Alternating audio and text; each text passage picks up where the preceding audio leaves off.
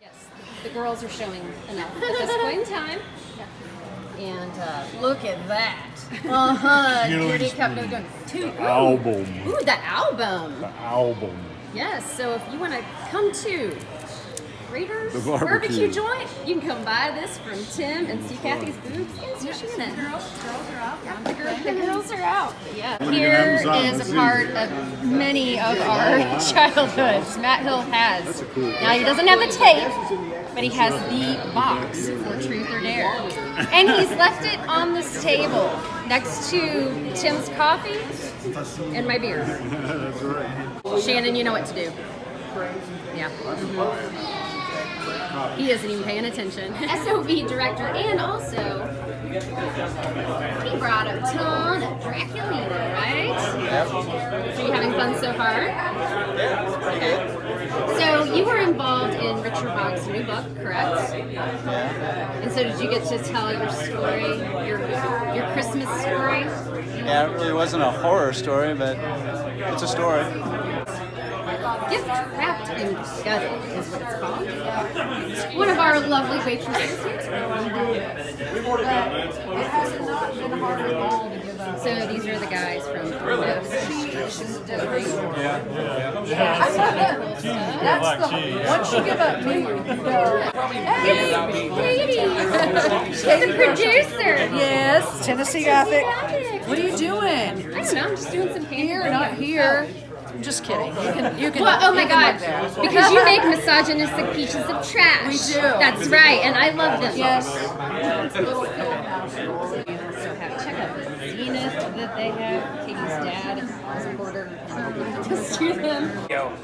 Okay, tell the people what you just told me.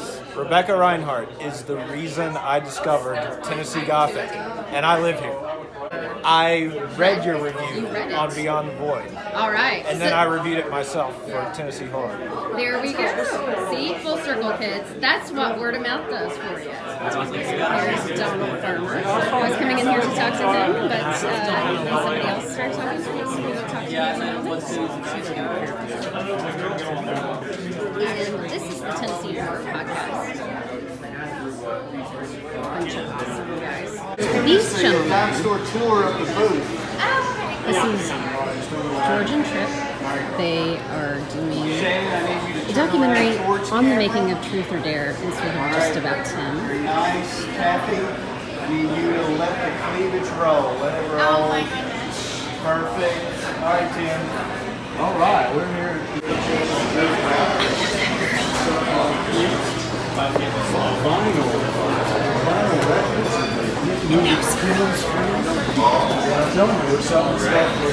Kane Gillum. All right, and he was in Chicken Blood, which I actually bought. I bought one of the limited edition versions. I think I got number 17. Flip that over for the people there so they can see. It's on the other side. You got to take it all in. So what did you do in Chicken's Blood? I play Flint. I'm the enforcer of the gang that, enrages the clown's wrath, and I made a not so happy end. Oh, all right. And where you're from Tennessee? Yes, I'm from Pelham. All right, awesome. Got a few more movies coming out, and hopefully they'll get some kind of attention like Chicken's Blood did. Because Corey did an amazing job with this movie. Okay, so if you didn't notice, Kane's shirt was really awesome. He got this on Friday the 13th, and it is the Vortex edition. You can take off his shirt to show us. Thank you, man.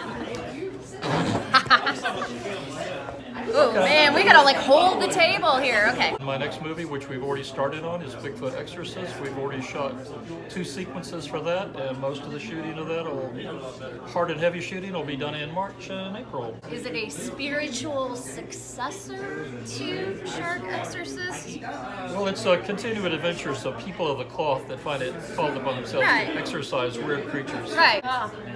Who will face off against nature's fiercest foe, not just any Bigfoot, but a demonically possessed Bigfoot. Man. So she has her work lined up for her. Yeah, I would say so. She's gonna need more than a cross and holy water. No, she's going to come well equipped to handle this. As to whether she's going to come out on top, that remains to be seen. Ooh. I can say there's one thing I can safely predict. She's gonna get a whole shitload of PC Butterface. Oh. I'm having problems, Diane man. messed up her DVD. That's what she said. Swing over to the peanut gallery. Swing back. Fucking whatever Are we idiot the lives peanut on this gallery? Yeah. What are we supposed to do? You're the peanut Just went pretty, sweetheart. All right, let's start at the beginning. When in the hell did you ever hear this Tim River guy? I don't know. Okay, cut. Good. Thanks, man. Tim Miller was the beginning of it all. He did Truth or Dare. And I was surprised that somebody just starting out could get so much money making a movie, and it was an awesome movie. So I interviewed him for Draculina magazine, and I just kind of kept in touch with him. And when I started making movies, he would help me out with advice and just give me ideas and tell me what to do. I think there's a madness. I think it's like alcoholism, I think. Because once you start, you just can't stop. And he's got it worse than anybody, I think, because he actually keeps doing it over and over and over again. Where I kind of lost it out in the 90s, and now I'm kind of starting back up again. But I don't know. I think it's just you need a creative outlet. And sometimes, if that's as high as you can get at this point, you just keep going. It's not really a thing where you want to try to make, I got to make $1 million movie or a big budget movie. You just got stories to tell and you want to tell them. It's fun outlet. Most movies you can watch the preview and you know what's going to happen from beginning to end. With a low budget, no budget movie, you don't know what you're going to get. You can get all kinds of weird stuff that you've never seen before. What's drawing you back into it? I don't know, there's just been a lot of resurgence. I mean, Sub Rosa released my movies like about 2 years ago, and there's been a lot of people contacting me, and it's just kind of brought it all back up again. I came up with the idea of Draculina the night before I went into junior high because I was freaked out about going into junior high. And I was watching a Dracula movie on TV, and I thought, that'd be great if there was a female Dracula, Draculina. So I started drawing the comic. I actually sold it in school, and it was a comic, a fanzine, and in '85 Fangoria came out around there.